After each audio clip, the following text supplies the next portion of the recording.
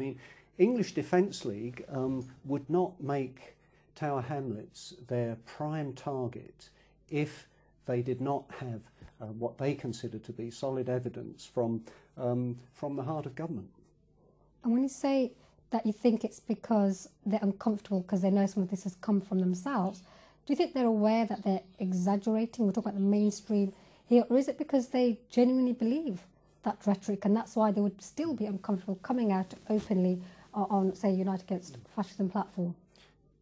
I think there's tension there. I think there are, you know, very positive voices within each of the major political parties who know that it's false. And I think it's probably only a matter of time. I think some of the evidence from Saturday is so powerful, so overwhelming, when you see the likes of the Reverend Alan Green and his friend Leon Silver from the local synagogue. When you actually listen to these individuals and you actually see what this multicultural model actually looks like, you know, and there is another, you know, it is worth reflecting as well that had any of the, let's say, the younger, the fringe element in the EDL, if they had actually seen what we saw in Whitechapel Road on Saturday, you know, I think some of them would give up because, frankly, you know, if some of them do believe what they read in the papers, in the Mail, in the Telegraph, etc., if they believe that, I think the best way of convincing them that it's lies is to actually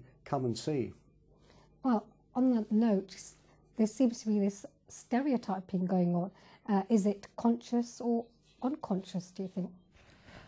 I think that's a very interesting question to consider with the EDL and I suppose groups like that who use certain ways of stereotyping themselves to get media attention because it kind of snowballs them right at the top of the news agenda, you know, especially if there's a slow news day or something going on. And they have certainly used things like issues of, you know, like the mosque campaign, the anti-mosque campaign, and they've also used the anti-halal campaign and things which people would instantly sort of identify as Muslim issues, but then, you know, not really engage with them on an everyday level or the lived experiences of ordinary Muslims who are very attached to those ideas.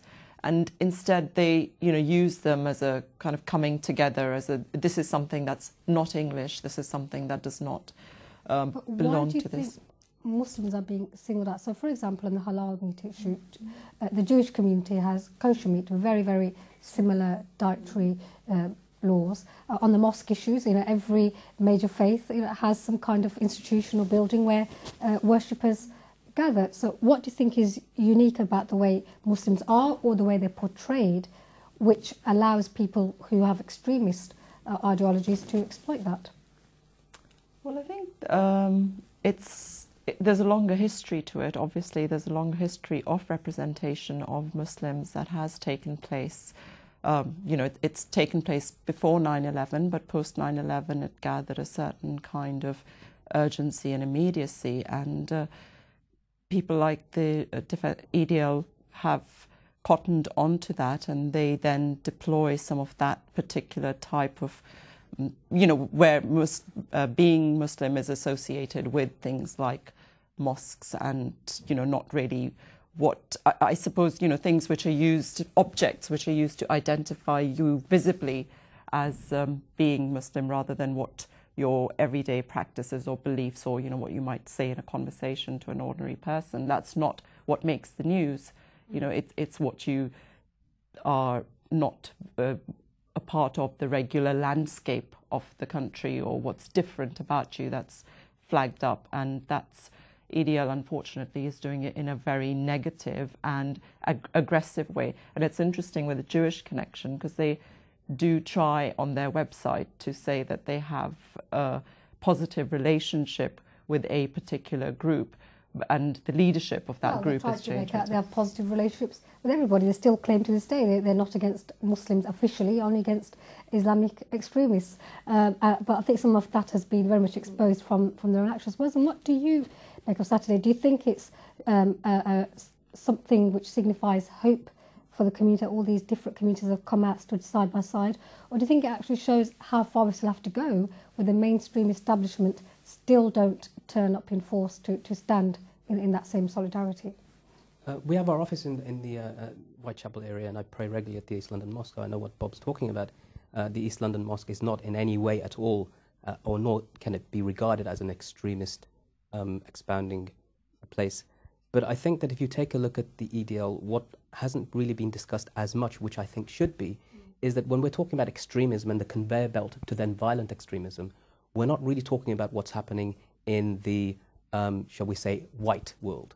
And if you take a look at what Breivik did, Mr. Breivik in Norway, and prior to that in the UK, the numbers of terrorism cases in which people have been convicted under either anti-terror legislation or, for example, an 1836 Explosive Act, where a person was found to have a huge number of chemicals and targets.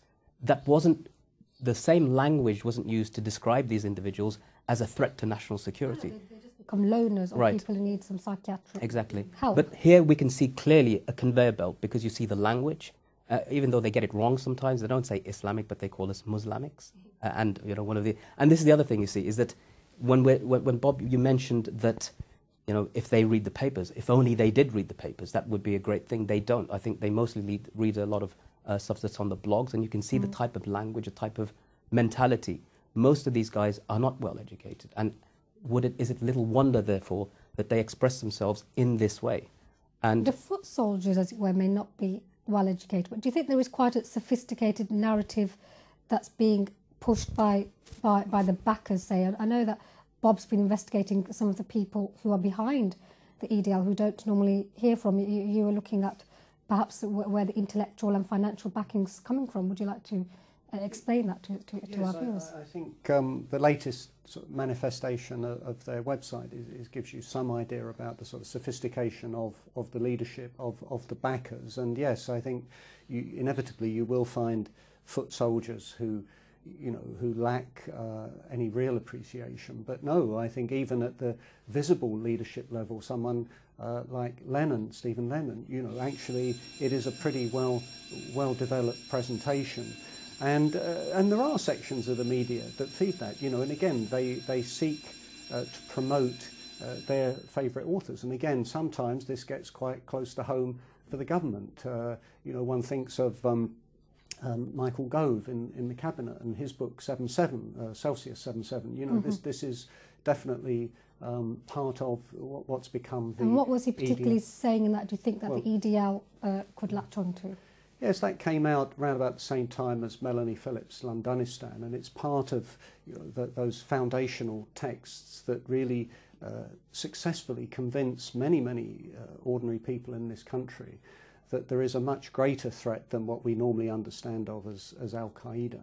And indeed, many of the EDL people now believe the same thing, that actually East London Mosque is a greater threat than Al-Qaeda because it's more sinister. It's hiding. It's sometimes, like on Saturday, the argument would go that all the fine words we saw from Dilwar Khan, director of the East London Mosque, on sharing a platform, a multicultural platform on Saturday, the argument would go, well, of course, he's saying that, he's deceiving us. And So you can't win. So if you're not coming out with all the extreme rhetoric, you're just hiding the fact that that's what you believe. Yes, and Moazzam's absolutely right. This is also exactly what Anders Breivik believed as well. Exactly the same. Well, Sabby, were you surprised that the Home Secretary actually banned all marches? Because obviously that would then impact on the counter demonstrations. I wasn't surprised because, unfortunately, they do make this unhelpful equation between people like the EDL, who we would describe as fascists, and people who are anti-fascists, which, is really wrong, because actually what we actually stand for freedom and democracy, in the tradition of, all those that campaigned against fascism before us in history. And all we do is work with local communities, local faith communities, trade unions and other communities, who strongly object to the EDL coming into their area. So I wasn't surprised, but I do think it is wrong, and there's no legal reason to actually ban all marches simply because you want to ban an organisation like the EDL who A, is violent, and B, incites racial and religious hatred overtly.